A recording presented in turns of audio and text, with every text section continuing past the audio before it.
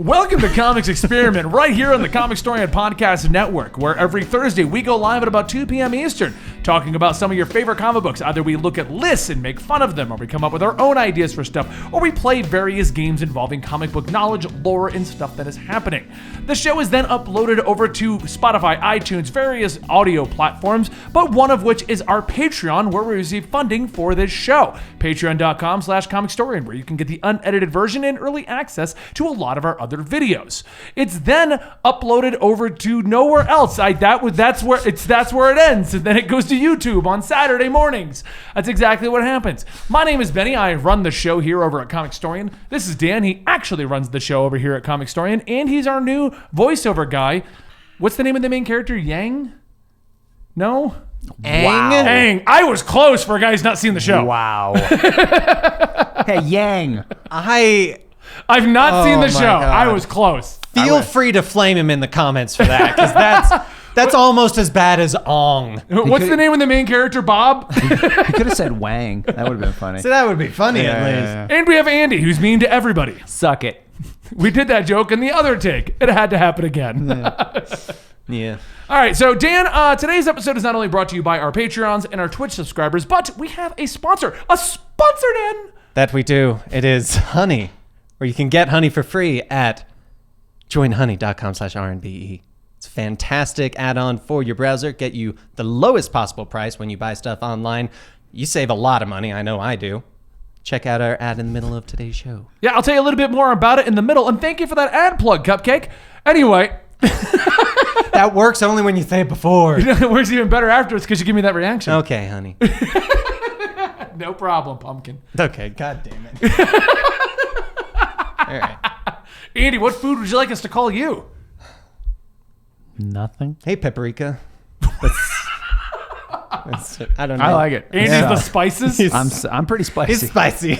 So, Vanilla Bean, what are we going to be talking about today? I don't even know who he was referring I don't to. either, and I don't wanna. Vanilla. So, Oh my gosh. it's everyone was doing these watch parties last month or a month and a half ago, watching Endgame for the year anniversary.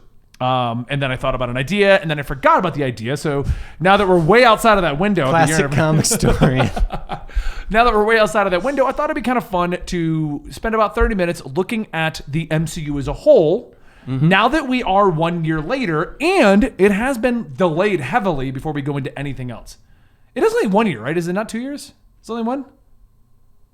I keep forgetting which... Since do you want me to look it up? When did Endgame come out? Because that was the ending.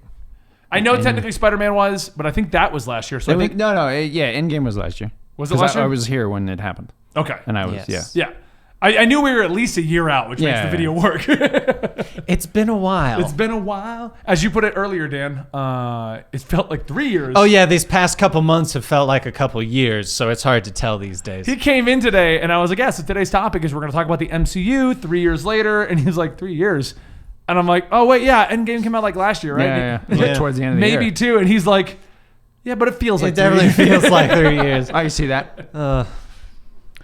So anyway, that's what I want to look at in general. Also, maybe we can compare it to the DCEU because of the announcement that they're pretty much going to restart officially. Yes. Restart with Justice League Rebirth. Is that official? I thought it was just a rumor. A rumor, Yeah, but I was that's gonna what say. leads to a great discussion today Yeah. because they're talking about restarting. How did the MCU look now that we're a year out and we haven't gotten anything? But they have to restart it with all of the same actors. That would be hilarious. And they just Would never be- comment on the fact that I actually like that. It's gonna be like the Batwoman situation. Yeah, we yeah. were joking they're just not going to comment on Ruby Rose leaving. We're just going to keep moving. Yeah. Also, I believe this show has something special at the end of it. Yes. Oh, I was actually going to mention that, and then I forgot because we got tangented. Oh my god, I we got you. tangented on something. I got you. I got Scott you. Gordon Murphy. That is his official name, right? Sean? Gordon Murphy. It's like, who the hell's Scott I was Gordon an Murphy? S in my head, and I.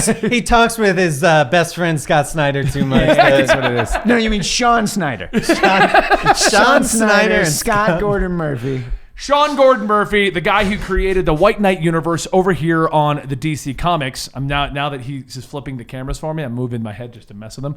Anyway, he created the White Knight universe. He did a great job with it. I'm a huge fan of it. He's a huge fan of it. Dan likes it too.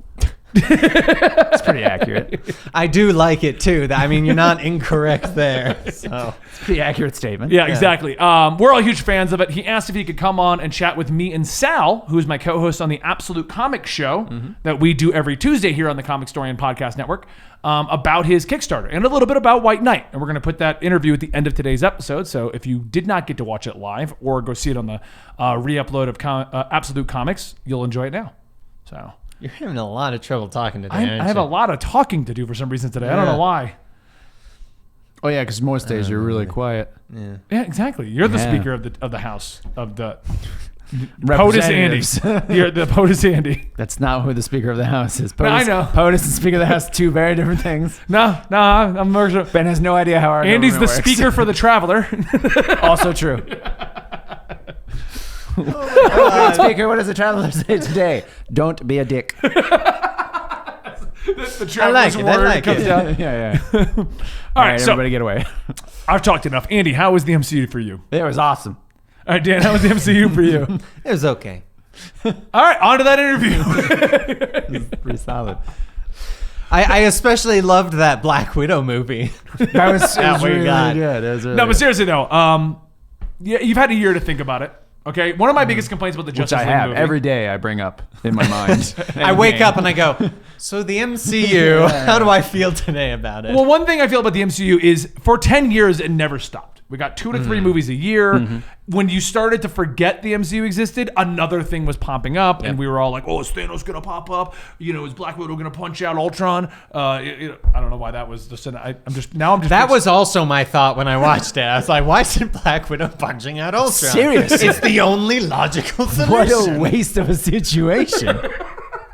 Every movie ends with Black Widow punching out the villain. Even in movies she's not in. the end of Ant-Man and Wasp. Yeah, is Black Widow. Black swings Widow in. punches him in the face. Oh my god. But no, I because it is a situation like that though. We literally every time that you would start to be like, and even when there was iffier movies like Thor 3, or a lot of people didn't like the original Ant-Man. You mean Thor 2? You mean Two. Thor 2? I was going to say, Ragnarok 3 was was- the best. Ragnarok was great. Yeah, I'm not really sure I really like this one because it's got a great plot, really funny acting, amazing cinematography, Great music. director. It's a little too much for me. But yeah, no, even when we had the lackluster ones, like I'm a fan of Ant-Man, but I know a lot of people didn't like Ant-Man 1. I don't think Ant-Man and Wasp got that well either. But either way, the Ant-Man character, like those people would skip through those, or Which was ridiculous because Ant-Man's probably one of the best that came out. or you know that horrible Guardians of the Galaxy movie. oh god. Ugh. Ugh. They should fire that director for tweets 10 years ago. That's how bad it was. It's so terrible. And then rehire him a few months later when This movie's DC picks so him up. bad. Go through that man's tweeting history. And then rehire him after Yeah. after DC gets him for Suicide Squad. Well, yeah, of course. obviously. We can't let DC get him. No. He got hired by DC. All is forgiven. We can't let that happen. He made Guardians of the Galaxy 1 and 2. But yeah, so it's a bit weird because so when Justice League ended, my big argument was it wasn't a terrible movie, but it was just so forgettable. Yeah. A month after Incredibly. Justice League, I was like, do you remember what happened in that movie? You want to know the one thing that was the most memorable from Justice League for me? What? The Green Lantern appearance at the very beginning of the movie. That was cool. That was the I one liked that thing a that lot. I always remember. The rest of the movie, couldn't really I tell remember you. Jason Momoa said "my man" a lot. This is true. The big thing that I remember from that movie was the lasso of truth being on him and him spilling his yes. guts. that was pretty funny, yeah. That was actually pretty good. When Actually- he's sitting on it in the Yeah. car, yeah. Probably my favorite part of that movie was that Henry Cavill actually got to be Superman for a little while. That Yeah. too. Yeah. And it was probably, even though he's only in the movie for the span of like 20 minutes, maybe, it was probably the most Superman he got to be. Oh, yeah. Yeah. And Even then even taking so much as taking like the music from the originals. I also remember the terrible marketing of Superman's not in the movie, but Henry Cavill's on the press tour. Yeah, Yeah. No, he doesn't come back, everybody. He's just here to talk about it Yeah. Also, there's action figures.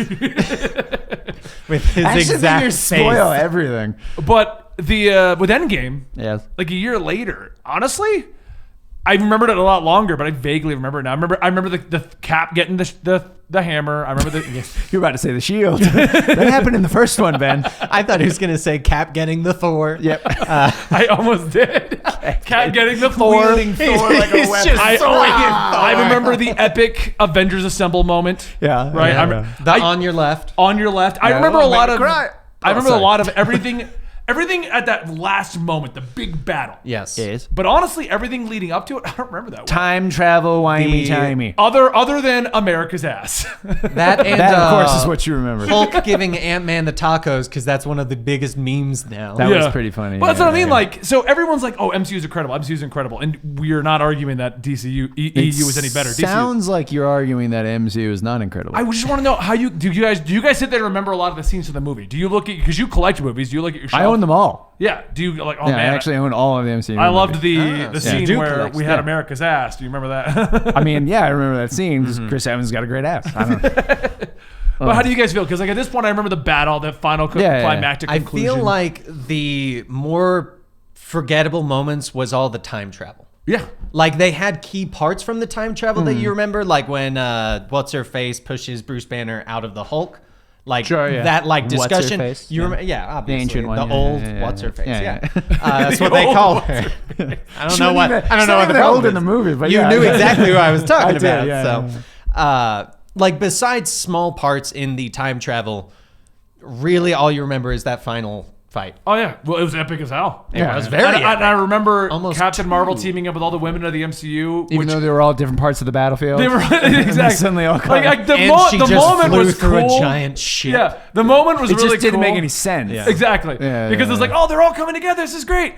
You're all teaming up with Captain. She blew up ships. What does she need Wasp for? While I understand the point of it, it Right, was I not do very too. organic storytelling. Yes. No. It was very much a ham-fisted, like, women power. Which I found more funny than anything. But then like I got you, Spider-Man. Like we're just gonna throw Spider-Man in that. Like Yeah. Well, obviously, I mean, it's Peter Parker. He just turned on insta-kill. That was an awesome. That was- But- that was a really cool. scene, But yeah. I've already kind of forgotten a lot of the time travel plots and Yeah. stuff like that. You know, there were some They time moments. travel. Huh? They time travel. That's how they fixed it. But do you remember Infinity War? Much of that actual movie outside of the epic moments. I remember you should have aimed for my head. It's true. Always aim for that. Always. I remember or all you the know, stories of the arm kids that the crying. gauntlet's on. Yeah. Kids crying because all the superheroes were dying off. Yeah. I mean, I could probably work through the plot of that. Let's see. They show up on Earth to look for the stones, the Okay. gems, whatever you want to call them, Yeah. whatever the MCU actually calls them. Spider-Man, Tony Stark, Wong, and Wong, and Doctor Strange. Okay. Fight against the Black Order. We have Then the. they head into space. Wait, you forgot the very key. You're embarrassing me in front of the wizards. Well, no. So the movie opens with Thanos attacking Thor, and Yeah. They kick Hulk out. Yeah, remnants of Asgard kills pretty much everybody. Hulk falls to Earth. They end up fighting with the wizards. They go into space. Captain America shows up when they're trying to kill Wanda and Vision. And he At the- shows at the shows train up. station, Yeah, right, he shows yeah. up with the Oh, Secret yeah. Avengers. Very cool scene. Very he catches cool. the spear, throws it back. They He all go remembers to a lot of- They all go to Wakanda. Well, I've seen them a bunch of times. I own them all, so I watch Yeah. them. Oh, all you've the seen time. them multiple times? I Yeah, I watch- honestly I watch only movies saw all the them time. once, and I was I- like, that's enough for me. If I enjoy movies, I watch them all the time. That's fair. I watch TV shows all the So, time. so yeah, I mean, I remember a lot of this stuff. Did you like Infinity War or Endgame more? I liked Infinity War more. In terms of an actual standalone movie, I'd say Infinity War was better. Yeah, Yeah. It's 'cause it was in a terms of standalone like movie. Yeah, in terms of like an epic ending, Endgame. No, I'm just I don't think anyone can argue that Yeah, yeah, Endgame gave us the greatest ending to a 10-year Oh, yeah. project Yeah, ever. yeah, yeah. Greatest crossover ever, unless you count Smash Bros. Sure, yeah, obviously. Okay, I'll give you that. I'll give you Yeah, that. When are we yeah. getting Thanos and Smash Bros? That would be hilarious. He just shows up. I win. That's it. That's his special. Yeah. Yeah, his smash is just... and everybody just dusts away. Only half of them. Stop using that. It's cheating. Did you pick Thanos again? Did you pick Thanos Of again? course, I picked Thanos again. He's gonna smash. Yeah, I mean, so like I said, I watch them all the time. Okay. Like, Can me and you the wife tell me will the- randomly just be like, "You want to start watching all the MCU movies again?" And we'll start at the beginning. Can you tell me the plot to Age of Ultron? to Age of Ultron. Yeah. So it starts off, they're in Wakanda, I believe, or at least like the outskirts of Wakanda. It's an African nation, and they're fighting Crossbones and his team of supervillains. Right. And then Wanda kind of goes a little too far, blows up a bunch of stuff. Oh no, yeah, I remember that. It's in like South America, and it's like everyone's I'm congregated. pretty sure. To this I don't one think they area. had Wakanda yet. I think it was. I think named. it was Africa, and then I think they mentioned Wakanda at some point. It wasn't Black Panther and his father were at the thing because that's where his dad. Oh wait, no, I'm wrong. I'm thinking of Civil War, by the way. The chat is 100% correcting you right now. Yeah, that is the beginning of Civil War, actually. And that doesn't feature Wakanda, and that's the point I'm getting at. I'm Like, thinking of Wakanda, so much happened in 10 years. In retrospect, It's Age of Ultron starts in Sokovia, is where it is, and they're hunting down the remnants of Hydra. Yes, that's right, because that's the one where the Sorry, I got my movies wrong. So the point I did fix myself. The point I wanted to get chat in front of me. Time traveled. Yeah, timey-wimey. We're gonna go back in time to fix that. Yeah. But it'll be the evil versions of Dan's confused. Yeah. Evil Andy and Dan just walk in the door. Yeah. The point I wanted to make with that, though, and you've been doing this perfectly, which is what I wanted. At this point, the 10 years, can you piece them out individually without really sitting down and kind of nitty gritty starting to? I can. I just sometimes trip over myself. Yeah. Mm-hmm. Ask me another one. Thor 2. Thor 2. All right, so Thor 2 opens up Asgard. So they've destroyed the Rainbow Bridge at the end of Thor 1. Okay. I think it is. It real? It's not Rainbow Bridge. It's something else. The name of it. Rainbow Road. They call it the Rainbow Bridge, but there is an actual term for it. The Bifrost. That's it. But it is known as the Rainbow Bridge as well. Mm-hmm. Thor and the Warriors 3 are traveling amongst the realms to help fix the wars that started because they no longer have the Rainbow Bridge. Blah, blah, blah, blah, blah. He fights an original version of Korg. I forget his alien species now. But it's a big one, and he towards the thing, smashes him, and goes, anybody else? Like the Beta Ray Bill origin? Yep. Okay. Why do you remember Thor 2 so well? He watched it last night. I like that one. No. It's one of my favorites, actually. Yeah. I guess at the beginning, it actually tells you about the Soul Stone, actually. And how about Iron Odin's. Man 3? I really didn't like that one. Okay, so it opens up with Iron Man 3. I probably watched that one the least. There's lots of suits. That's the one where most of it he's with the kid. There's a kid in the garage. There's lots of suits. Pepper gets in a suit. I don't remember exactly how it starts. I believe it starts in the past when he first meets Killian, or whatever that guy's name is. Kilgrave? Not Kilgrave. What is that guy? No, Kilgrave shows up later. The guy from AIM, played by Guy Pearce. And then Hammer. It's Hammer something, wasn't it? No, that was another guy. That's a different guy. But then it jumps Arnie to... Hammer. No, that's the Lone Ranger. It's actually Arno Stark, right? Yeah, there you go. Yeah, there you go. And then it jumps forward, though, and the Mandarin is like a terrorist, and then Tony does his whole, he can come see me anytime he wants. And then he does. Which is not a good idea. Hey, villain, come hang out with me. He blows up everything, yeah. And that's the one where he's dealing with like the PTSD from the Avengers. So I think this is good though, because Dan's watched none of these after we saw them in the theater. I think you even missed some of them while they were in the theater. Because I did not see Thor 2. It's not that good. I think that's, and I saw it's got Iron Man some 3 moments once. in it, but it's probably one of the lowest. It's not as ones. terrible as everyone likes to make it out to be. No, but it's But definitely. when you compare it to the rest of the MCU, yeah. it's on the not bottom great. tier. I remember I missed it, and then everyone was like, "It's not good," and I'm like, I mean, yes, I'm not watching it. Okay. I actually didn't watch it when it came out. I caught it later, like on some platform. I think that's why I didn't. Whenever we don't actually see it in the theaters, it tend to just I'm fall pretty off sure my you radar. didn't work here. So No, I'm not. I don't mean that in a bad way. I mean, like, I think it was like 2011. I think it came out. There's right before I another. There's deployed. another one that did Yeah. come out that we didn't see that I missed. Star Wars. That was one. No, I didn't mean that as a stab. I mean, that came out in '77. Dan wasn't even alive. I think Wonder Woman came out in theaters, and I actually didn't see it with you guys. I think you're right about that one. I think that might be what I'm thinking Neither of. of those are MCU. No, but it's. I'm just saying it's a movie. Star Wars I ain't is his going. own thing. You also didn't come see Fantasy Island with me, that Blumhouse remake. Actually, technically, is Star Wars MCU now since No, it's Marvel? it's not the MCU. And it's a cinematic universe? No. It's its own thing. And it's Marvel? Do you want me to force choke you? I mean, it's in a galaxy I'll far do away. it. What if it was? It's like the past of the MCU. Yeah. That'd be funny. Okay, Thanos so is anyway. just walking in the background. That'd be awesome. They find Like a young Titan. Thanos? Yeah, that'd be Yeah. cool. So Actually, since you're not a super MCU fan, but you are, I think I like to I'm think a I'm movie middle fan. road. I'm a movie fan. I watch Yeah, movies You're that I a like. cinephile. Yeah.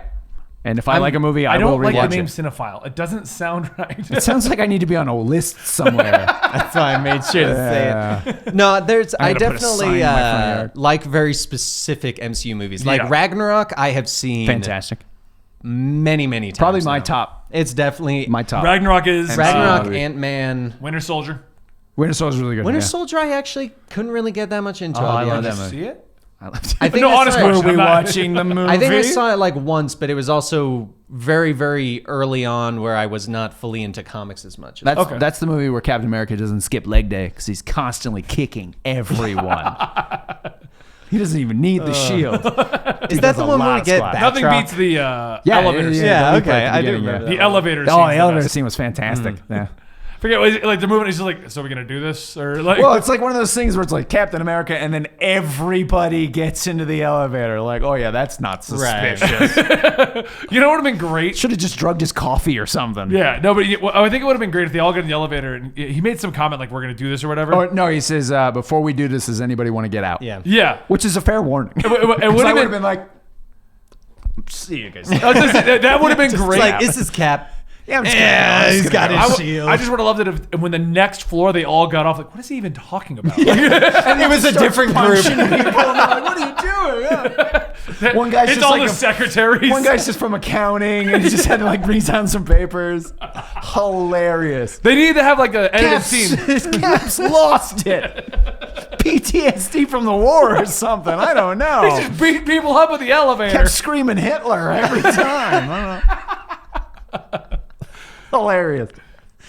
What do you think about the MCU after all of this? You're obviously still rewatching them. Yeah. Is that I mean, because I can't remember the last time I did actually watch them all, but yeah, I have seen them multiple we times. should all sit down and watch every single movie? Dan, go first and watch every single movie first. What we do is we watch the movie and then we film our reactions at the end. I think that'd be a great idea. What do you think of that idea, Dan?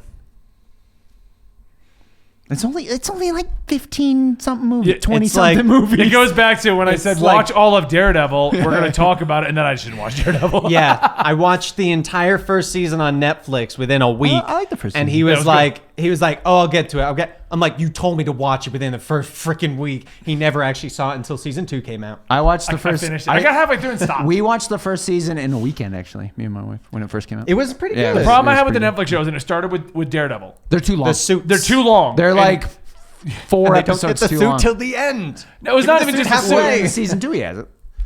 No, I know, but I'm saying like they always do that in all the MCU or in Oh, the yeah, they don't shows. immediately get in. They Yeah, never yeah, get the suit right Yeah. away, and But I'm it like, was Iron Fist never got the suit. the lulls in all of them. Like I liked Yeah, yeah. every season, but They're all there's- too long. There's always that like episodes 6 to like 8, where you're, in all of them where you're just like, why? Even the Defenders one probably could have cut that to 3 episodes. It was only like 6, I think, but they probably could have cut it. it was I think 12 episodes, but I they think could it have w- fit in 3. Probably could have done it in 3. I think the most egregious one for it was the Luke Cage. I Yeah. loved Luke Cage, but there's like 3 episodes in the middle where they just don't even do the plot. Well, it's like it's a whole different thing Luke is going Cage, on. the season was pretty much over by episode 6. That's what I'm saying. Yeah, like the main and then plot they were was just done. like, no. We're stretching it to 12.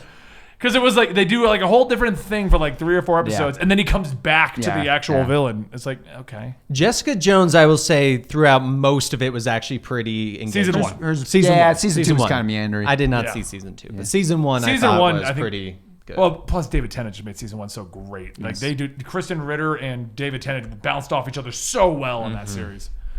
And they never answer any questions you wanted. It was like watching the freaking Lost show. They don't answer questions until second season with Jessica Jones. Yeah. Where'd she get her powers? Where did she come from? Oh, yeah. If only there were Comicstorian. Are there comics Are- based yeah. off of the shows? Well, it's the same origins.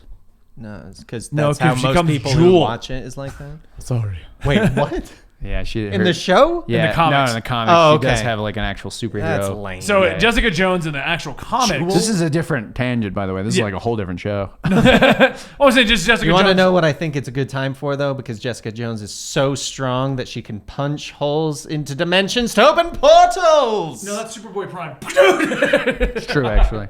Today's podcast is sponsored by Honey. If you're like me and you shop online a lot, saving money can be a major help, and that's where Honey comes in. Honey is a free online shopping tool that saves you money by automatically finding the best promo codes and coupons from all over the internet. Honey supports over 30,000 stores online and is adding more every single day. When you shop at any of these stores, such as Target, Macy's, Etsy, or DoorDash, to name a few, and you get to checkout, a little box will drop down and all you have to do is click Apply Coupons. Give it a second to scan every single promo code on the internet and watch that price go down.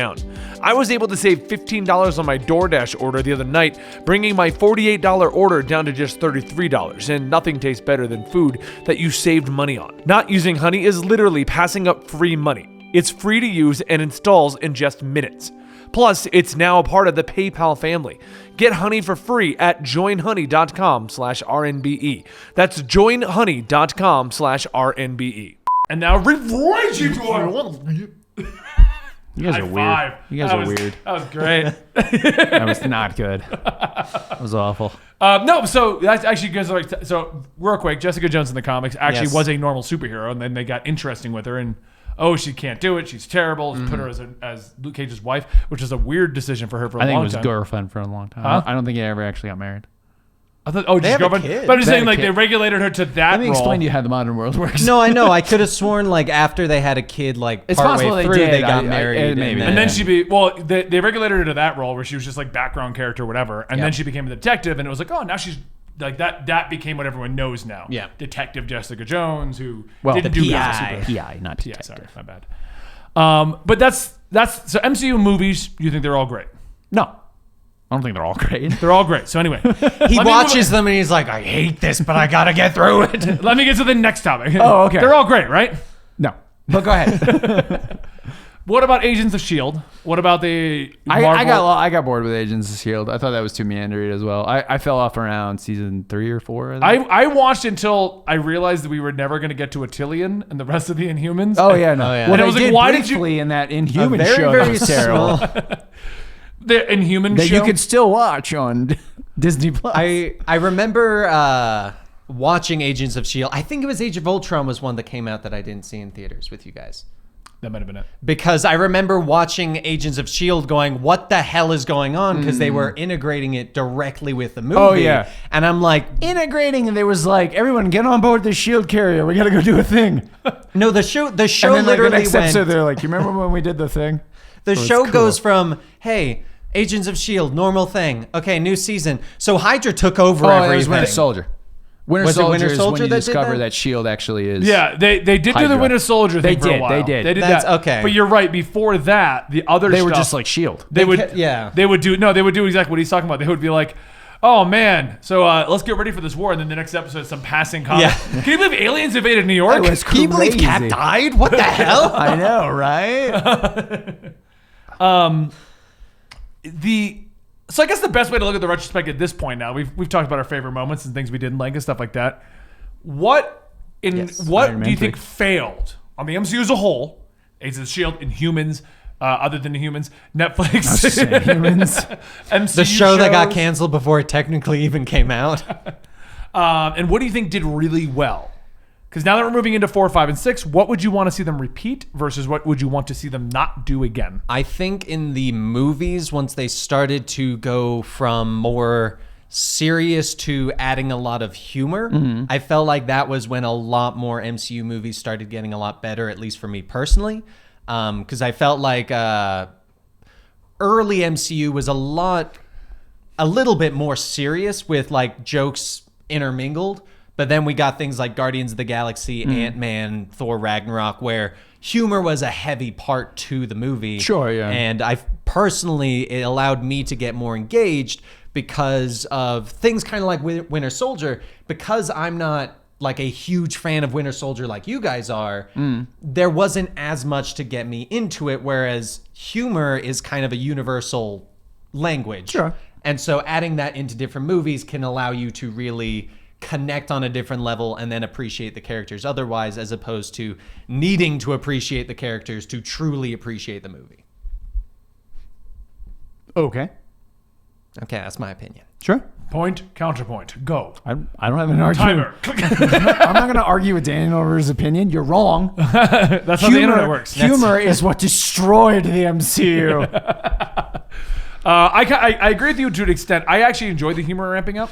What I didn't like was they realized the money banking potential of always having a crossover going on by like Falcon jumping into the Ant-Man movie and stuff like that. I felt like the universe got too big as things went on. I really liked the MCU early on, like the first Avengers movie. It was the Avengers. And then by Age of Ultron, we had a couple more. But by the time we did get to Infinity War and Endgame, it was, if you missed a movie, there's just people going, like there's no explanation at that point. They're just here. Yeah, I can see it. You know, because every movie, not only did every movie have its main superhero who would then cross over, but they also had their full supporting cast that would pop into things. Yeah, I would say maybe they got a little too busy towards the end. Because like the chat even brought up, Sif popped into Agents of S.H.I.E.L.D. Sif and Thor. They were just... She kicked a car. I think she did. I completely forgot about that. Well, that's what I mean. Like, it's the only one they could afford. Because I remember when Ant-Man came out and we were like, Falcon's in it. It's so cool. But I mean, it's like 10 minutes. Yeah. Not even. No, it's like 5 minutes maybe. But he makes the joke or whatever, like Avengers headquarters. But like it just started getting busy. Every movie seemingly had to have another crossover, another character, another cameo, another... I'll say that's why, to me, honestly, my favorite ones are like Ragnarok, which is it focuses on Thor and Hulk. And, you know, obviously they meet new characters on Sakaar, but, you know, it's, you don't have to worry, well, what is Captain America doing right now? Why isn't Captain America helping out Thor right now? Like, that doesn't make any sense. You know, like Iron Man 3. Where the hell were the other Avengers at that point? There's a giant battle happening. It was like the president, wasn't it? They were probably... Okay, so Tony Stark is supposedly a terrorist now, and he's kidnapping the president. You think maybe even Hawkeye would show up or something, right? Like, it doesn't make any sense. At least Ronan. I'm thinking about this other alter ego. I'm going to try it out early. Guys, look at my sweet War Hawk. Yeah, so, you know, movies like that, Guardians of the Galaxy, I would say probably like Ragnarok, Guardians of the Galaxy would be my top MCU movies. But yeah, I mean, I could see that argument, whereas they got a little too busy towards the end. Yeah. Well, because my biggest argument... that's also half the fun when you see your comic book characters meeting up with each other. Right. Well, it's my entire argument with Endgame. I think it's an amazing ending to the MCU. I love that movie. But if you have never seen the MCU... for whatever the reason, and contrary to what people believe, there are people who have not seen all the MCU movies, and there's still questions like, why isn't Batman in here? Isn't he famous too? Yeah, those people are stupid. By the way. But that's what I'm saying. Like, because I remember arguing this with Dylan a long time ago. Hi, Dylan. He's gonna be editing this.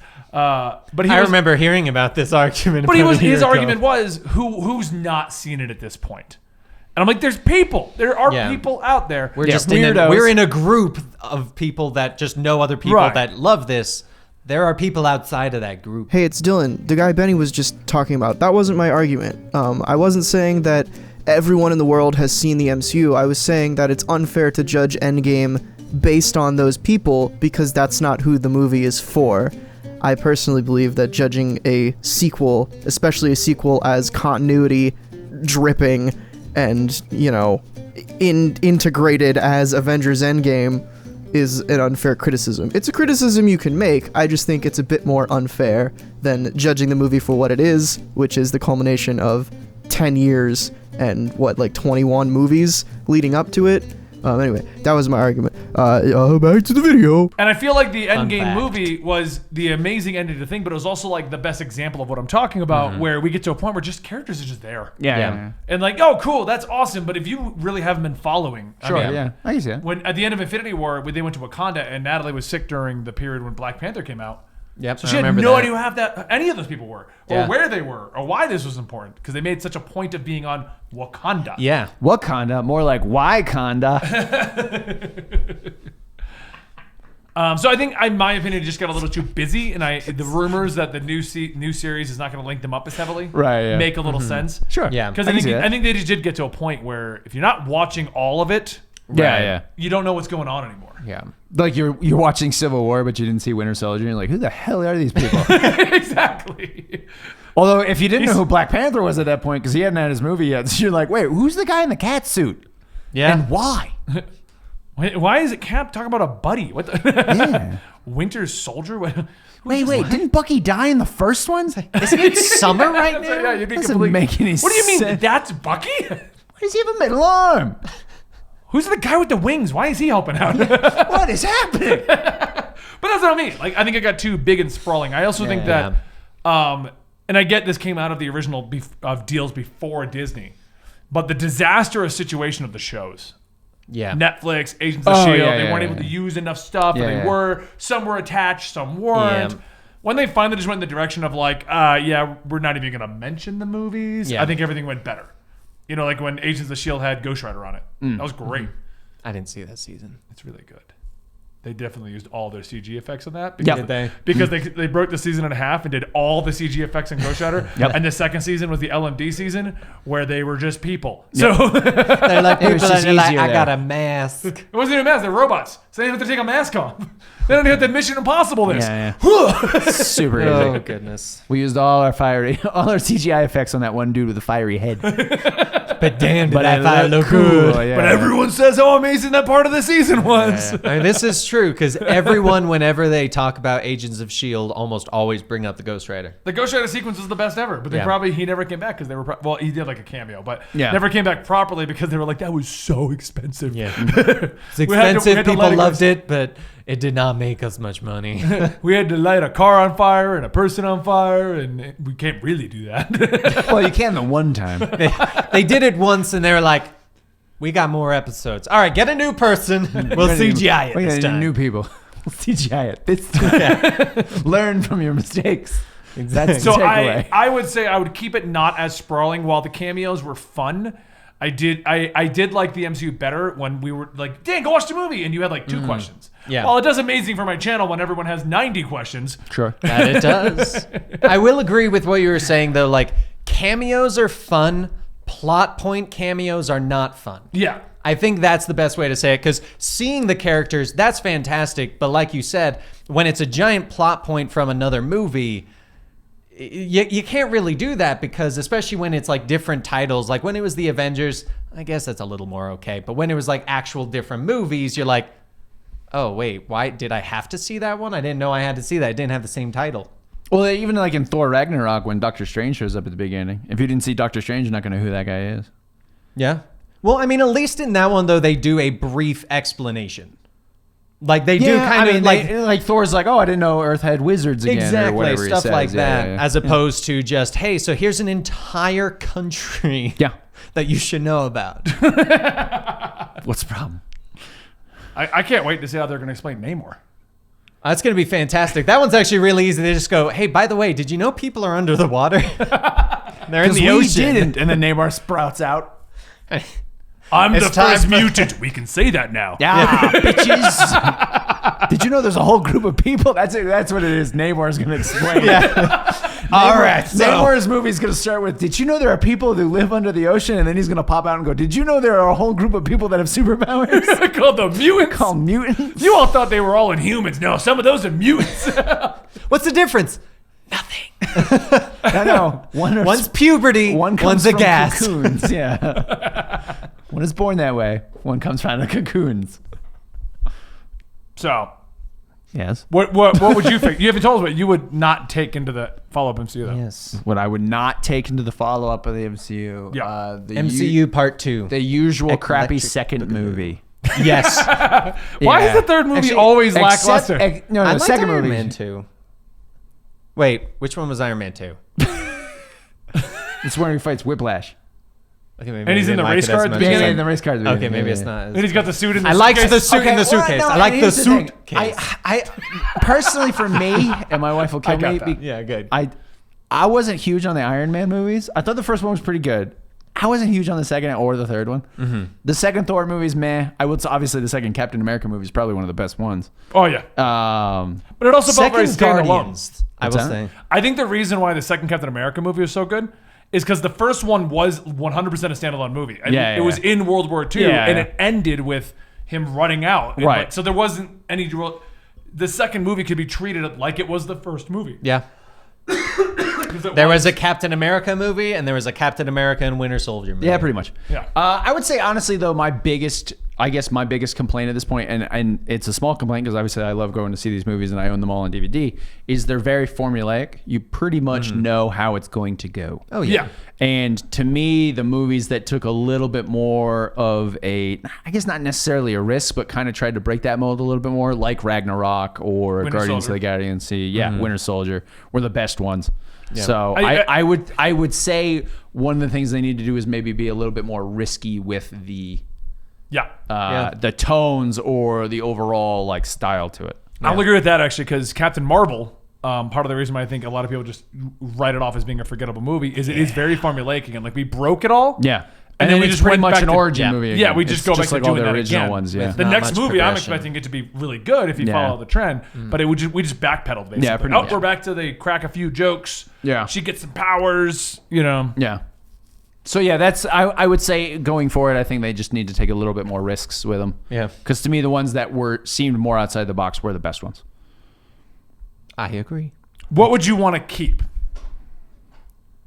The heroes. Kevin Feige called you Andy Potter, and he's like, was like, "Hey, so I'm just trying to decide what we should do again." What would you do again? I mean, realistically, as busy as the movies did get, I would say one of the things that made the MCU was the fact that it did all feel connected. They didn't all feel like standalone movies. Okay. You know what I'm saying? So maybe keep some of it to an extent, but not get to the point where I got to watch 6 other movies to make sure I know what the hell's going on in this one. Right. But maybe still make it feel like they all live in the same universe still. Because, I mean, otherwise, what's the point of having a shared universe? Right. Just make it not required to Yeah, watch exactly. the others. Yeah. I'll agree with that, because it is nice when you go, oh, this is they are connected. yeah. Like Oh, they they are are all in mentioning the same. something or It is whatever, always weird yeah. though when you get to the Tony Stark's a terrorist and no one else shows up because you know they're in the universe. Yeah, Well, I right, mean, yeah. you can But- make that rule for almost any one of the movies, though. Oh yeah. Realistically, yeah. Because like Winter Soldier, the entire Hydra base is being destroyed. Cap is now on the run. Yeah. Where was Iron Man? Like, Like, even like a quick phone call, like... Where was like Captain it's- Marvel? Just why didn't they beep like- her any of the time? Well, no, Nick Fury makes that comment that you don't know if I did press that button once or twice. But no, even like a quick phone call, like Tony calls Steve and is like, hey, man, what's going on? He's like, don't give me a couple days to figure it out. Yeah. Something along those Yeah. lines, you know. something would have been nice. Yeah. Even Black Widow. No, she showed up in Winter Soldier, didn't she? Choosing Winter Soldier. Yeah, she went with him. yeah.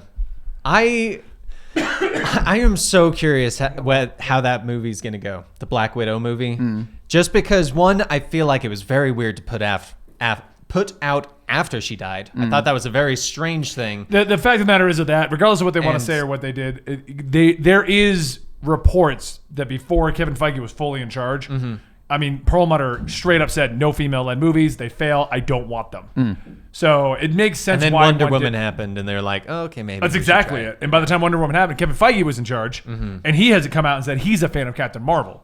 Yeah, I'm not. So I hate feel like Captain Black Marvel. Widow is just kind of like, she pretty much got screwed over because of the Perlmutter era. Yeah. Where he was just like, no women. I don't want a woman That's led fair. movie, none of that stuff. And then when Kevin Feige, he's like, well, I want Captain Marvel. I'll make that movie. Yeah.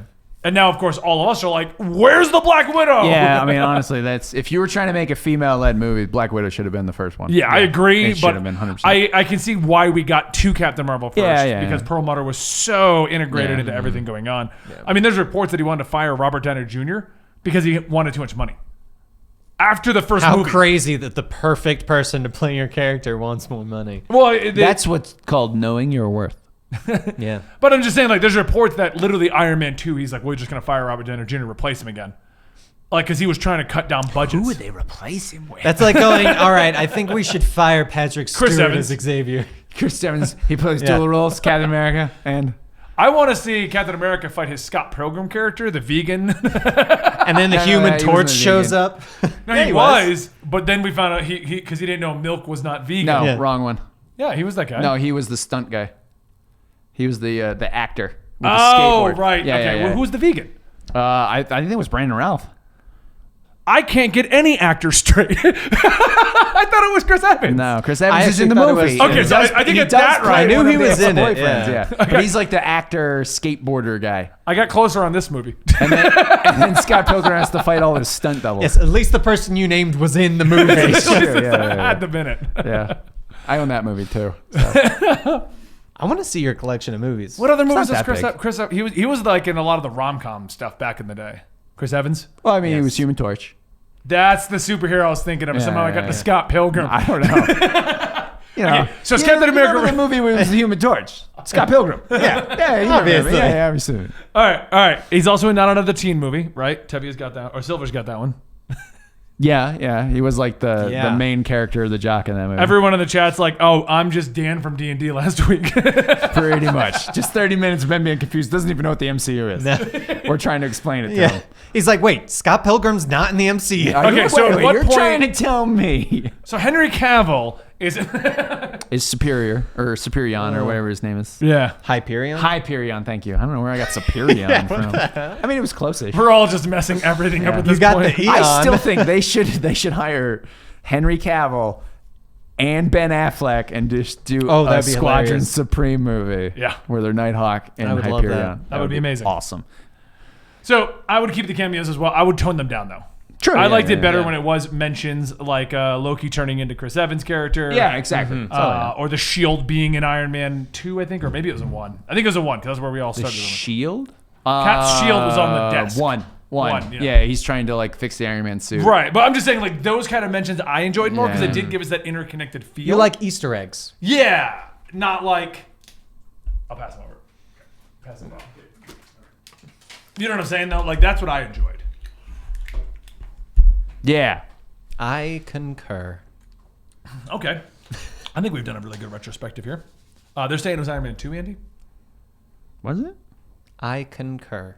I told you guys I'm not huge on the Iron Man movies. I just wish they Oh yeah, because Agent Coulson shows up and he's like, he holds it up. He goes, "Do you know what this is?" He goes, "Yes, it's perfect. Give it to me." And then he uses it to like Yeah. brace something. yeah. Oh, What was your goodness. least favorite movie in the MCU? For me, Yeah. probably Thor 2. That's not even that I didn't like it. It was just, of all of them, that's probably the one I wouldn't watch again. Okay. What about Damn. you? Captain Marvel. I do not like the character. Fair enough. Mine would probably be Iron Man 3. I honestly was not a huge fan of that I didn't mind Iron Man 3 because I thought the finale was pretty epic. movie. But like, I just like where he destroys all the suits and he's like, "And that's right, Pepper. It's all about you now." All right, where's that other Iron Man suit I have? Because I'm going to need it for the next Avengers movie. Yeah, I do agree. I did. Such a- And he's also getting the reactor removed. Yeah, like it's so dumb. It's like, you Yeah. know he's not done playing Iron Man. They Like, already they- announced the next Avengers movie. They pretty much like signed off on, okay, we're done. Iron Man's done. Oh, the Avengers. Right. We forgot that's a thing. Yeah. Maybe And it they wasn't did even the, like the next uh, one was like I understand if they did Iron Man 3 and then the next one was Infinity War. So let's say Tony Stark has to come out of retirement Right. to fight aliens or whatever. Right. But the next Avengers movie I think was Ultron, wasn't it? Yeah. I wonder if it was Because 3 came similar out to after Avengers 1. Yeah. I wonder if it was similar to the Harrison Ford as Han Solo, that they put him in frozen They blew carbonite. up all the suits in case he didn't want to do it no more. They put him on there because he only had a contract for 2 movies, Yeah. so they didn't know Yeah, if they were he- going to he get a didn't make- third. yeah, exactly. So they have to Yeah. make it capable of removing them Sure, and saying, maybe "Oh, Tony, we made maybe it Robert fit." Downey Jr. was like, guys, I don't Last know. tangent. Yeah, you never know. What would they have done with Han Solo on Carbonite if he didn't come back? They drop he it was- and it shatters. Oh And then Chewie, This is terrible. Chewie's like crying, but picks up one, puts it in his drink. That's how they do. Basically, I think just the original idea was that they could just make it so they wouldn't have been able to save him Oh, okay. or something like that. Yeah. All right, well, guys, we're going to pseudo end today's episode brought to you by Honey. Yes. And by our Patreon and Twitch subs. You already did the ad. Yes. You already did the ad. But I the know, show I is was not just- officially done. Only here on Twitch is it done. Here on YouTube, you're going to be getting now the discussion with Sean Gordon. There you Murray. go. I've messed everything up today. Yes, you have. Sean, if you're watching, can I call you Sean? Mr. Gordon Murphy. We apologize. I like how you use his middle name. I was going to say, Why not? Not Mr. Murphy. No, Mr. Gordon Murphy. Mr. Gordon Murphy. If I went by Sean Gordon Murphy, I would want people to call me Mr. Gordon Murphy. I think it sounds good. I don't know why. yeah, I'll give it Yeah. to you. Anyway, we're going to move to that interview right now. The link to that Kickstarter will also be down below. Everything. It's an Indiegogo. Yes. Indiegogo. It actually looks- crowdfunding. yeah, It It's does pretty look cool. really good. Yeah. Yeah. That's going to be linked down below, guys. Thank you so much for your support. Don't forget to subscribe to the channel. I've got a text message. I really should mute the phone. Yeah, probably. Yeah. Yeah. Most likely. Yeah. All right, guys. Thank you so much, and enjoy the interview. Hey, everyone. Not sure where this is going to go at the moment, but it's probably going to turn into its own episode or be attached to a previous podcast. But Sal and I had the honor of talking to Sean Gordon Murphy, who you may know from writing Curse of the White Knight, his amazing artwork, his amazing storylines. And he wants to talk about his new book that he's creating on Indiegogo, right? Not Kickstarter. That is, yeah, that's right. It's called Plot Okay. Holes. Yeah. Okay. Yeah. Go ahead. I didn't mean to cut you off. Oh no, you're fine. So we're going to talk very briefly about what allowed him to come to his conclusions to change up the Batman mythos the way he did, and then we're going to talk about his new book, because if he wrote something as incredible as Curse of the White Knight, I'm excited to see what he's going to be doing with his own creator-owned projects. Well, thank you so much, Ben, and it's good to finally meet you. I've been watching your stuff even before. I mean, you've been really kind enough to review my stuff, but I've always enjoyed watching you act out all these books and all that. It helps me get through the day, honestly. I just assumed you had some kind of crazy performance art background because you do such a good Joker voice. Not really. Like I was telling you before, I did public speaking in the military, so I can project very well. And outside of that, I just have a range of what weird things I can do with my voice that seem to work for this. So yeah, no, it's I've thought about getting into voice acting, but I like comic books and doing this too much. So no, there's a ton of introverts in comics. It's nice to see someone that's as outgoing as you are. So thanks for being here. Well, thank you for being on our show, Sal. Everyone who watches the show is going to know Sal. He's from the Comic Pop channel. He joins me as a co-host on most of my shows. Sal, I'm sure you've got some questions you want to ask. Why don't you start with our 5-minute Curse of the White Knight talk? I'll let you take the first question in case it takes up all of the curse. I have this tendency to go on, so I'll try to keep it as brief as possible. Hit me with it, man. Let's do it. You started off with White Knight, where you told this kind of like distilled, amazing meatloaf of a Batman story, and then kind of exploded with Curse of the White Knight. You create and generate a mythos and like a kind of backstory. Was that always in the back of your mind when you were working on the first iteration, or when you got to do a sequel, you were like, I'm going to just go ham on this story? Yeah. So I think at about issue 6, in the first volume, is when I started to think about a sequel. Because the sales were high and the reception was great, and DC was already talking about doing a sequel at some point. So I sort of added some stuff to the last few issues to set myself up for volume 2, basically. There's some lines that if you go back and read volume 1, you'll see some stuff that Joker says offhandedly that totally fit in with Curse of the White Knight. Nice. I imagine for the reader that reads them both back to back, you're really going to see a lot of threads that really don't skip a beat, Yeah. My plan was always to I'll just kill Batman at the end of it, because no one ever kills Batman. Right. And then as I got to the end of volume 1, I'm like, I should leave him alive. And then as I got to the end of Curse, I'm like, I guess I should leave him alive. You feel it when you're reading that story, like where, you're like getting to the good death that Batman's chasing. And each time you get there, you narratively weave in a legitimate reason for him not to die and for it to keep going. Right. What I love about that is it being that it's a separate universe, and we know that all bets are off. Exactly. Like, as we've seen with other alternate universe long form stories, you're like, anybody could die at any moment. Oh no. Yeah. So, spoilers. Gordan died. Alfred dies. You almost think Batgirl dies or is paralyzed. But yeah, that's kind of the funny thing is someone, I think it might have been you guys who reviewed it and said that Sean is slaughtering all the sacred cows. Like all the things that you're not supposed to do in continuity. Like, we don't know if all of these characters are going to make it to the end, because Sean is obsessed with killing off characters. And the trick for me is I want to give them good, valuable deaths. I don't want to just sweep them away. But I also get overwhelmed with so many characters that my brain goes to, well, just kill this character off, so that way you don't have to write them anymore. Maybe a little bit too much, honestly. And it would be hard for me to be on a main continuity story, because every time I got bored, I couldn't just kill off a character, because you just can't do that. You can. You just have Superboy Prime. Yeah, they're all back. Yeah. Now, I'm probably best utilized by DC over my own corner, where everyone can die. As long as the book is selling and people are generally happy, then DC is happy. But who knows? Maybe I'll step into mainstream one day, but I'm not really sure. When you were formulating the original White Knight, I kept calling it the Curse universe. It's the White Knight universe. I don't know why I kept calling it the Curse universe, but everyone gets it. They know what I was talking about. Yeah. Call it whatever you want, man. It's fine. When you were originally creating the idea, I know, I don't know, honestly, I don't know if you talk about this or whatever. When it first came out, it was called White Knight, and of course you got a lot of backlash from the various groups. were you like, oh, they're gonna love this when it finally comes out and sees it?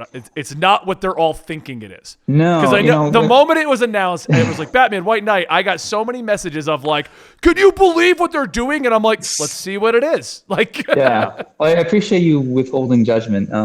The phrase White Knight wasn't really triggery back when I was concocting this. I mean, this would be late 2016, early 2017.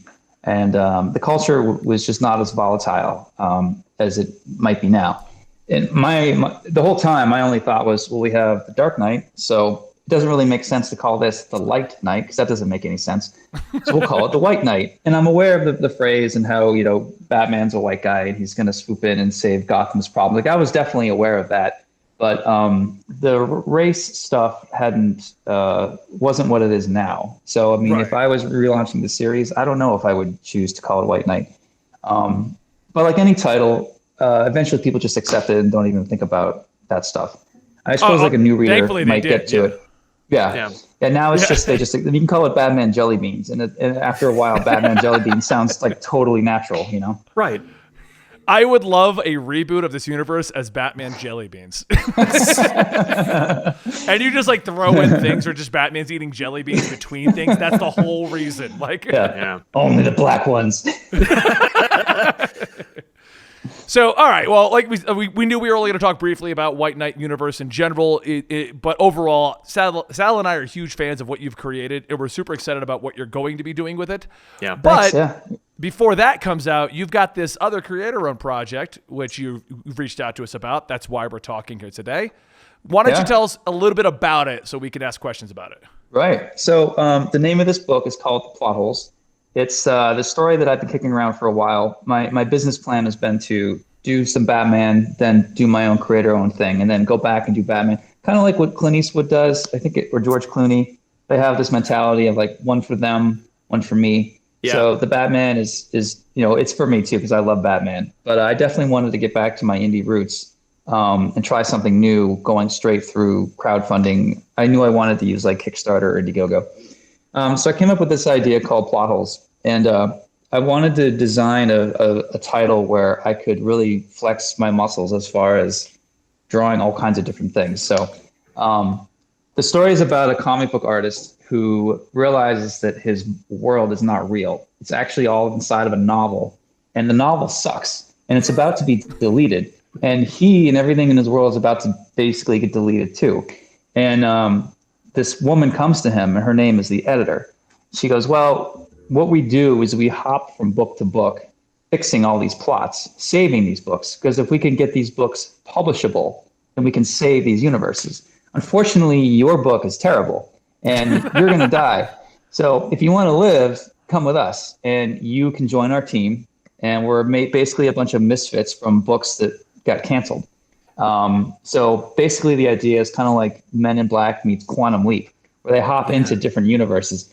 And I designed it this way because I love drawing so many different genres, and I can never have enough. I thought, this is great. They can drop into a samurai book. They can drop into a sci-fi book. They can go into ancient Egypt, scuba diving, like whatever the hell I want to draw, I can just write into these scripts. And then if I do a sequel, I can just make it. I don't have to start I don't have to create like the screw-on head.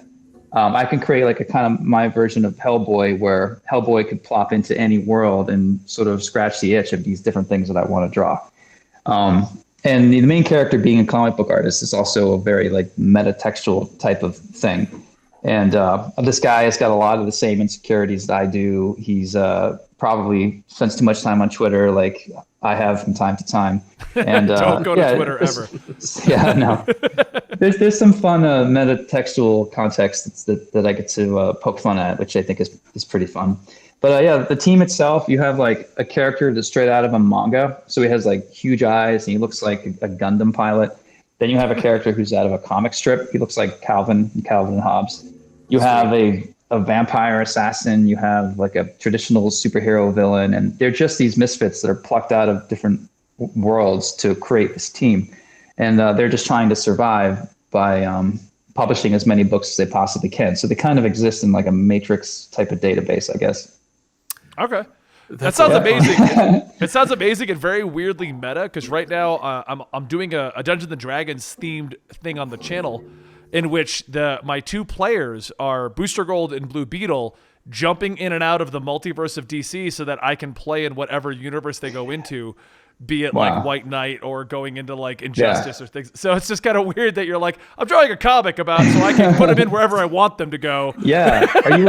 And you're the DM on this? Yeah. You've got it with your voice. You must be like an amazing DM. I hope that you're videotaping it and putting it out it's there. been going up on the channel. Yeah, it's Booster Gold and Blue Beetle's Misfit Adventures right now. We just had them go into the He-Man Injustice universe, and like they're riding on the monsters and things. That's amazing. That's a total like kitchen sink universe where anything goes. That's great. But I just find it funny that that's literally the plot to your story there, that it's about going through. Well, so I'm a huge fan of your art. What's that? If you ever do have you ever make a comic book out of yours? Maybe I can do like a variant cover or something. Okay, yeah. If I ever get DC to give me the okay to just take Booster Gold and Blue Beetle and run with them, we're on board. Yeah, they're known for letting people do whatever they want with their characters, pretty much. Oh yeah. Maybe Booster Gold. I mean, they don't seem to care what happens to him. So, so anyway, but with your book idea, what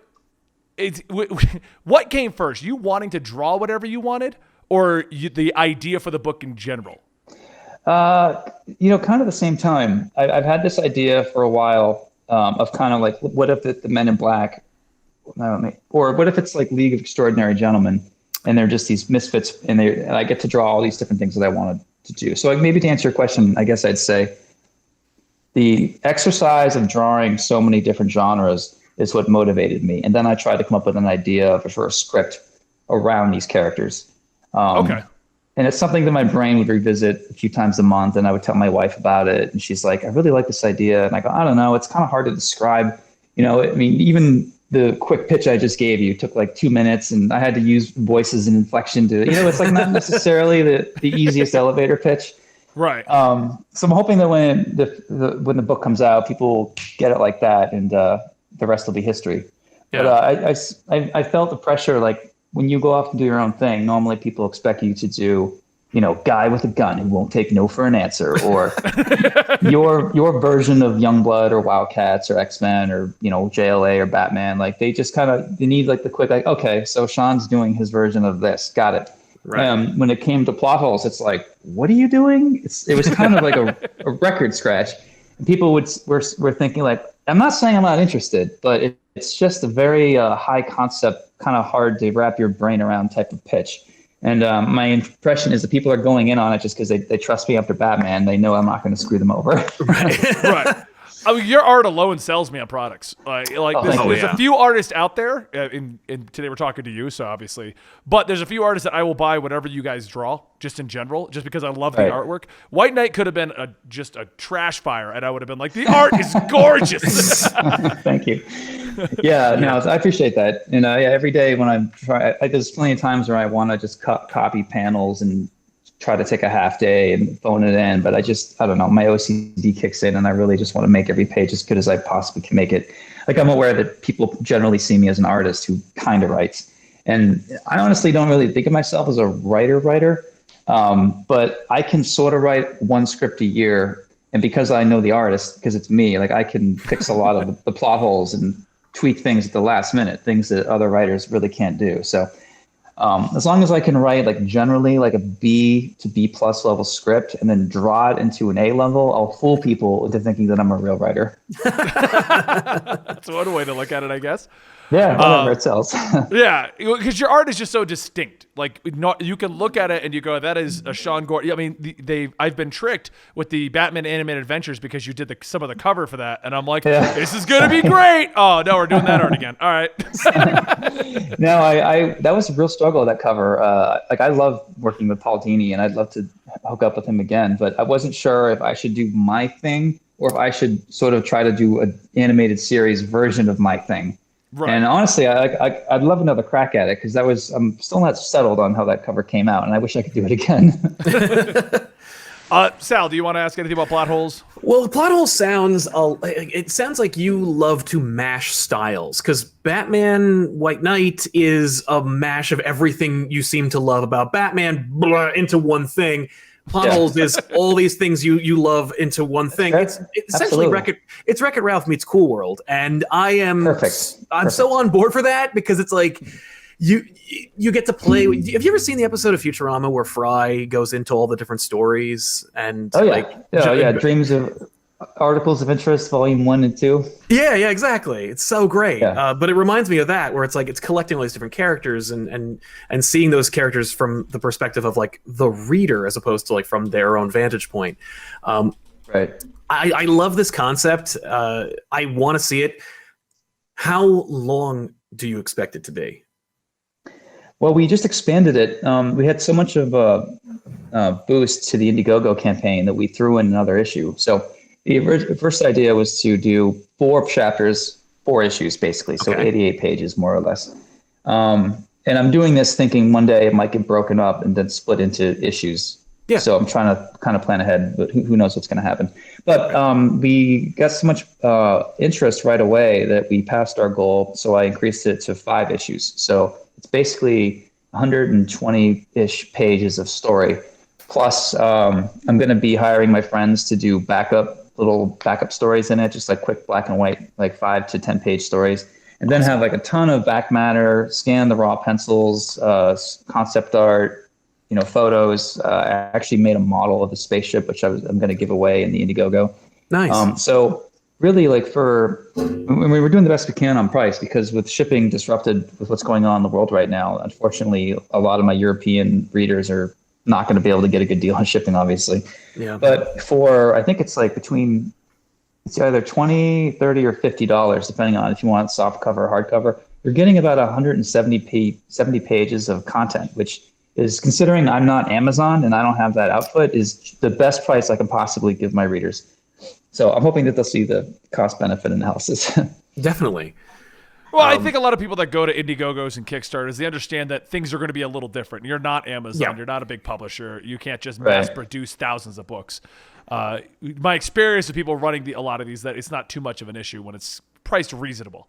If you were like, guys, it'll be $300 for one issue, then people might be questioning you. But. No, there's some people that are selling like a single floppy for $30, and I feel like if I tried to do that with my customers, I would just get raked. I just don't see, I don't know. We all have different, like what works for artist X doesn't necessarily work for me, and I'm trying to keep the cost down. Like even with the digital file of the book, it's only $10, which is less than what most companies will give you for 5 issues, basically. And I feel like the overhead on producing that is so low. There's no reason why I need to, charge people $4 an issue. Like what is the tradition this far, So I'm kind of experimenting with different models. We'll kind of see what happens.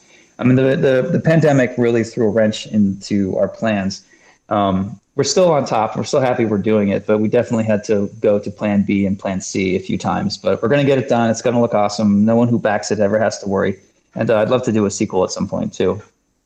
Nice. I was actually going to go through the points here because your pricing is really, because in all honesty, you sent it over and I didn't even open up outside of your opening trailer. You're a busy guy, man. I didn't even look at the price points. You're looking at dogs today, and all kinds of stuff's hitting the fan. It's just because it's Colorado, and you find the dog you want, you gotta go. My brother went and got himself a dog this morning, which was really oddly coincidental, but we didn't plan that at all. And he said there was a line of 10 people to get a dog. What? At the place. Yeah, so I was like, that's why I'm like, I gotta call and get an answer and go. Yeah, that's amazing. Your digital. What's that? Non sequitur. I used to do spays and neuters for free for charity. My friend was a nurse, and I found I had a really good blood tolerance. Like I can see a lot of bleeding and not get freaked out.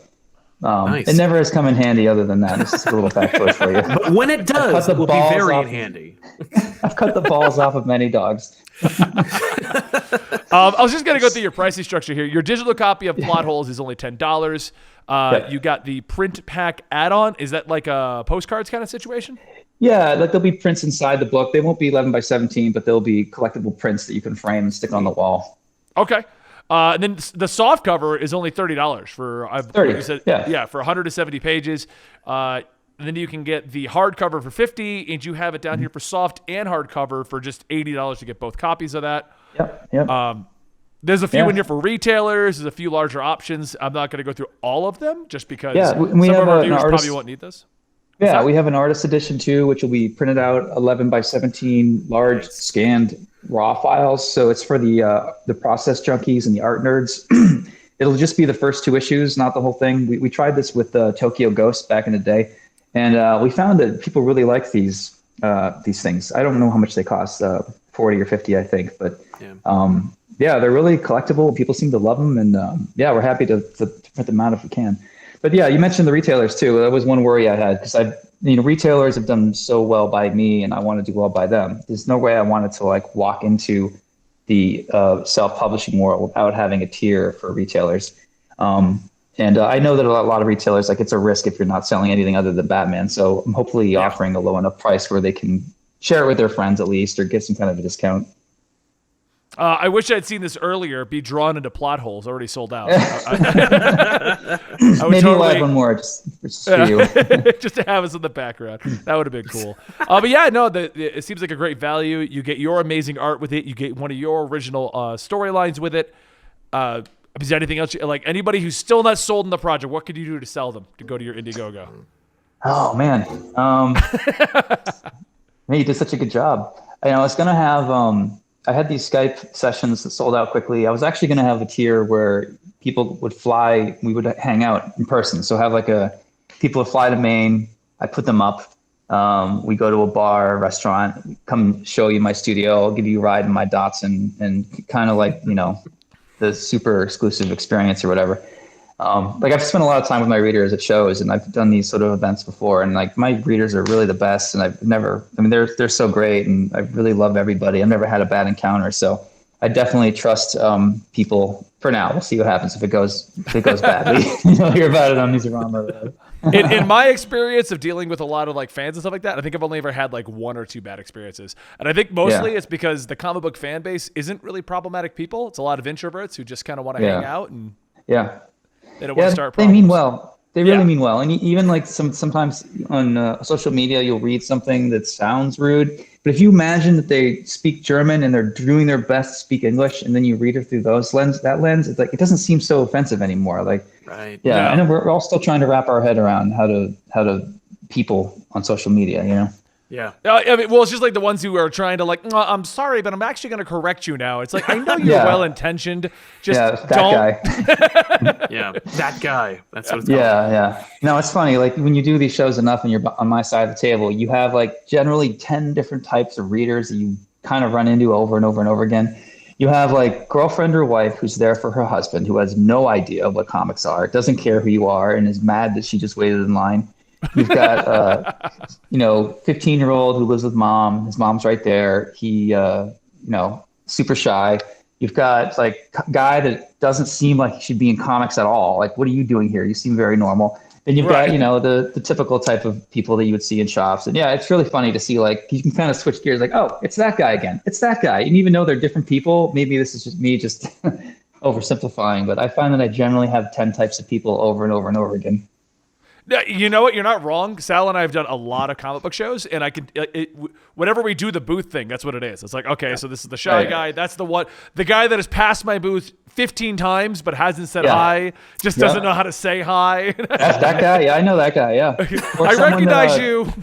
Doesn't speak English so well, or someone who's really nervous, and when they come to talk to you, you sense that they're really slow at talking, so you immediately have to like slow down, lean in, and give them time, and like try to get them to say what they want to say, because they want to say it, but they're just nervous. Yeah. They're all types, man. But yeah, that's so funny. You've experienced. It's funny because I'll also do the video game conventions sometimes, because we also do a lot of video game stuff. And we'll do the video game conventions, and it's the same thing. You'll see all the people, but different types. Like, because over there we'll have like the hyperactive kid who wants to talk about Minecraft, and and then you've got the super duper shooter fan, and like same thing. Yeah. You can put them all into brackets.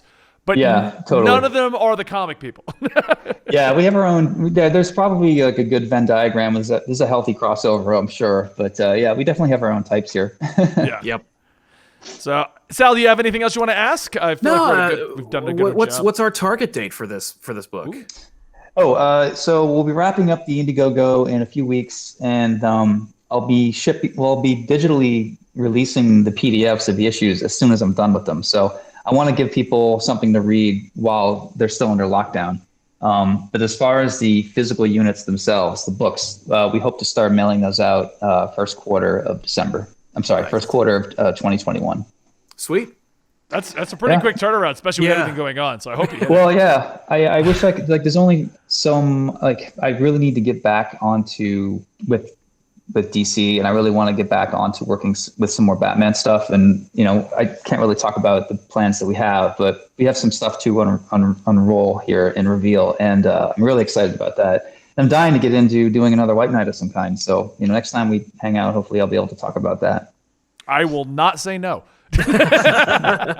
As long as you keep doing your voices, man. I mean, I don't know if I'm going to use Joker again, but if you keep doing that Joker voice, I might have to throw them in there just to have the pleasure of you acting it out again. Dude, that would be the most amazing thing ever if I could even say, okay, so in passing, he may have mentioned that the Joker's there just so I can voice him. Yeah. But I can at least draw you into the background to entice you to give it a good review. So we'll figure something out. I'd appreciate that. But all right, well, everyone go check out his Indiegogo. If it's anything even close to his prior work, even with just the art, I'm definitely going to recommend it. And we'll definitely be covering it here in the channel. So thank you guys. Thank you so much for watching this. And thank you for being here, Sean. Yeah, thank you very much, guys. I appreciate this. And thank you, Sal, for joining me for this particular thing. Happy to be here. Let's cut back to whatever show we put this into. And if it's its own show, let's cut back to the outro. And welcome back to the outro. You've now seen the interview. You've now seen our discussion. You've now seen me confuse everyone in every movie. Indeed. I hope you guys enjoyed it. Don't forget to stick around. We'll have a regular episode for you next week. Dan had a great idea. Do they announce events way too early? Oh, I was like, is he putting me on the spot right now? Dan had a great idea. Go. Technically, I did. I was like, but I saw your face. You were definitely like, I don't remember what I said. Did not remember at all. Anyway, guys, we'll be talking about that next week. Thank you so much for your support, and we'll see you next time. Bye.